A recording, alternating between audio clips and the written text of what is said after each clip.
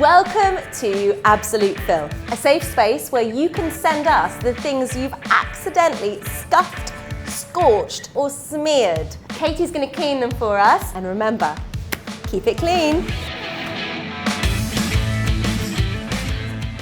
Katie, I'm concerned. It looks like you've taken up a side hustle in house burglary. What's with all the jewellery? So we're going to be cleaning tarnish on silver jewellery today. This is black. Pretty much, yeah. So hopefully we'll see the difference. It's this is very quick to clean. People think this will take a long time. It does not. Shame sharing, I have never cleaned jewellery before. Really? Never? Yeah, you definitely want to clean your silver jewellery because whenever it's subjected to moisture, basically what's happening is the silver is oxidising, the metals are oxidising. That's what turns and that's it black. when it turns black, yes. But if you wear it in the shower or if you go to the gym or even if you put body lotions on and it makes contact with that will all contribute to the tarnish. So you're going to want to take care of your jewellery. You're going to want to keep the moisture away as best you can. So what method are we going to use on this jewellery stay? We're going to just get a cereal bowl, we're going to put some tin foil on the bottom, shiny side up. Then we're going to fill it with boiling water. Okay. And then you're going to add a tablespoon of bicarb per 500 ml. And then what's going to happen is, as soon as the silver makes contact with the tin foil, it's going to cause an electrolytic reaction. The tarnish will transfer to the foil. No! You're going to leave it for... Stop it! Exactly, it's brilliant. So it's only going to take about 30 minutes. We'll keep checking on it. Are we ready to dunk, Katie? Do it, just carefully, don't get it on you. And the earrings? Yep. Try and make them make contact with the tin. Oh, with the foil, okay. Yeah, you got it. Okay. So I'll put this one here. There we go. And then we set a timer. Can you see the bubbles? Yeah, I can. We then time that for 30 minutes. There's another method you could use if you don't happen to have bicarb at home. You could also use toothpaste, believe it or not, on a toothbrush. Yeah, exactly. You wouldn't want to use whitening toothpaste. People do often use whitening toothpaste, but that's too abrasive.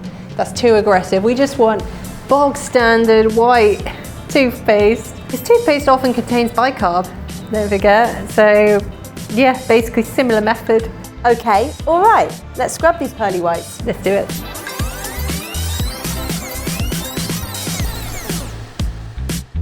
Just because you don't want to leave moisture on the silver if we can help it, because that will encourage more tarnishing. So just dry them off as best we can.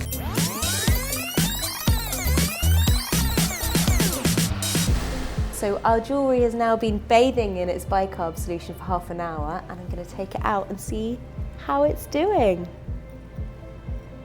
Check that out. That is massive change. I'm so impressed. The earrings are even better. Look at that.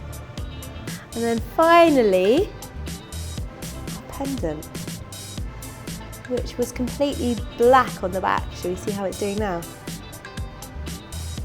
That is actual magic in action. So next up, under Katie's instructions, I'm going to give these a final scrub with our toothbrush and toothpaste and see how they come out.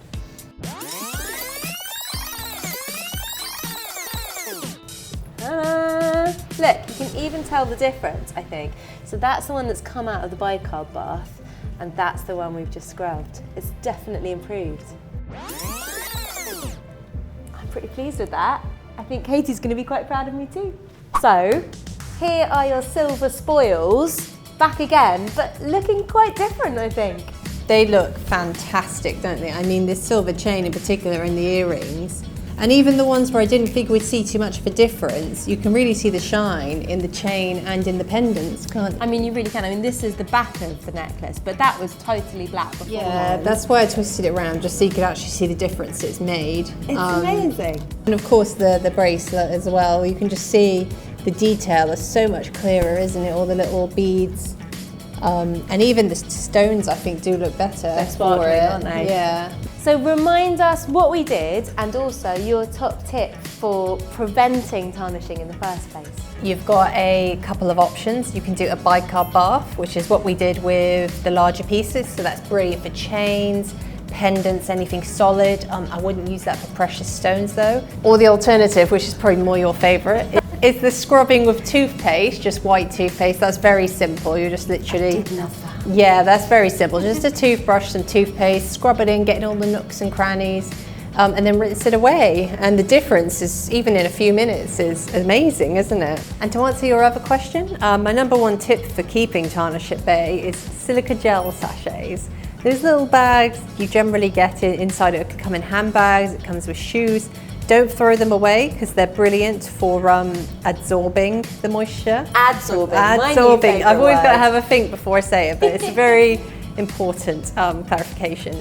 And you just put it in and it gets to work. It's brilliant. Gorgeous. I'm really happy with it. Thank you so much for showing me how to do that. Yep.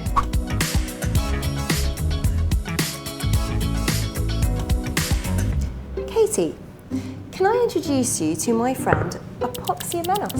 He arrived in the Absolute Filth PO box of shame earlier this week. Epoxy has been living in someone's attic, and as you can see, he's fallen slightly from grace. He's seen better days, bless him. He has seen better days because Epoxy, I think, should be our new emblem, or our god, the god of absolute filth, because I did a little bit of homework. Epoxy, being the one who scrapes off, refers to an ancient Greek statue depicting an athlete cleaning himself after a competition by scraping off sweat, dust and oil from his body. He definitely has quite a job ahead of himself today because there is a lot of dust on this bust. Okay, so you've issued me with a brush. What are we doing to pour epoxy now? We're gonna lightly dust all the little hairs, residue, dust, getting all the crevices, brush him off to start with, because we don't want to wash him with that dust in place because it'll just clump and it's quite abrasive as well, so it could do damage. So we just want to lightly dust him, get him free. All right, great, let's give it a go. Let's go. We've dusted our Greek athlete. What comes next for him? So now he's going to take a well-deserved sponge bath. We've just got a mild detergent we've mixed with some warm water, so lightly soapy water. We're not going to saturate him because I don't want to cause water damage. We're just going to wring it out as best we can, wipe it on, take away some of the grime that's built up. Some of these marks will hopefully come away. We'll work our way around between us. Then we're going to leave that to sit and work just for a minute or so. Then we're going to follow the same process with plain water to remove that soapy residue. Let's go. Let's do it.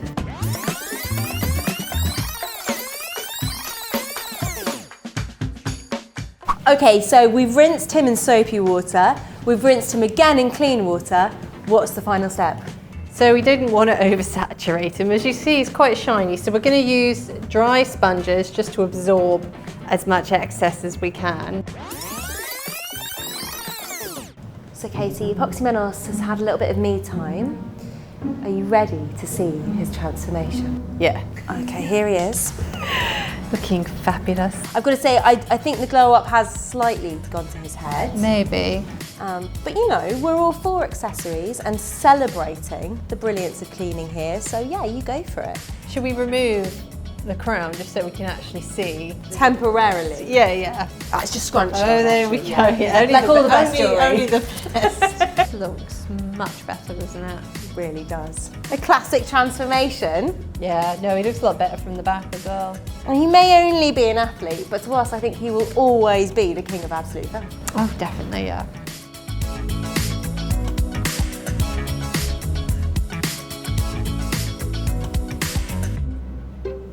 Hi Katie, just catching up on a bit of reading. What have you brought for us today? Today I've brought my cat's drinking glass. Okay, before we clean it, can we just unpack the concept of a cat's drinking glass, please? So essentially I love my cat, but she is quite a diva, so she just loves fresh filtered tap water, but she will drink from my glass by the bed. So what we started doing is we placed a little glass just for her, a shorter one so she could get into it easier, and we filled it just to the line where you can see where the clouding is starting. I mean, you can really tell. Yeah, exactly. And then she would drink from that. So that's her dedicated drinking glass. Wow. I mean, this is quite filthy. Yeah, she gets through quite a bit. She really does. Okay, so we are going to jazz up this glass and return it in the condition your cat deserves. So cloudy glasses is quite common in most households. It's just caused by lime scale. So yeah, just from exposure to water, and your regular soap and water won't remove that. Even a dishwasher tablet will struggle to remove that over time. Yeah, exactly. We need to break up the lime scale. So what we're going to use is citric acid. Will do the job. And do you really think we can get through this? I mean, it's pretty caked on. This is quite intense. I don't know if we'll do it in one cycle. So we're going to use the dishwasher for this, but you will definitely see result. But there are alternative methods which are more intense as well, which we can discuss. Whoa. If this doesn't work. Plan B. But yeah, but I have good faith in citric acid. Yeah? Should we glove up? Yeah, let's glove up. So, Katie, what is step one in this quite serious de-lime scaling? You want a completely empty dishwasher, and the citric acid is going to break down the lime scale. Okay. So it's great not just for the lime scale on glasses, it will also work for lime scale that's built up in the pipes, which you can't see as well. Oh, so you're cleaning your machine at the same time as the glass? Exactly, so 2 in 1 here, really handy. What we'll do is we'll pop that into the detergent dispenser, so not on the bottom, on the detergent dispenser, just fill it, load it like you would a tablet, and then add the lime scale glassware, shut the door, run a normal cycle. And will the citric acid clean the glass as well as remove the lime scale, or is it just doing the job on the lime scale? It's just lime scale, this isn't a soap. Okay, great, let's get started. Brilliant. So Katie, the glass is better. Half full, I'd say, yes. Always half full. Half full, yeah. But here in the Absolute Filth kitchen, we do not settle for better. We are aiming for best. So we've still got a bit of residual lime scale around the top. It's not good enough for the cat. No, it's not quite there. No, I know she would whack it off the table. So what we're going to do is, you could run it again in the dishwasher with citric acid. That probably would take off the majority, just repeat. But I can actually, by running my fingers over it, I can feel the lime scales all on the inside. Yeah, it's rougher here, isn't it? Yeah, exactly. So what we're going to do is we're going to do the vinegar warm water solution we mentioned earlier. I'm going to take it all the way to the top, just so it is submerged. I'm going to leave that to soak. I'm going to give it a half hour to an hour. I'm going to check it, give it a scrub, and then we'll see where we are. There we go. So, Paddington's goblet has returned to us looking quite a bit shinier, I reckon. Yeah, that looks like new, doesn't it? That's one restored cat drinking glass. Glass, Katie. Yeah, drinking glass, yes. Will you please report back to us on how Paddington responds to the newly sparkling glass? Yes, I will fill it up as soon as I'm home, pop it out. I'll send you some footage. I'm very excited. Stay tuned for Paddington's reaction.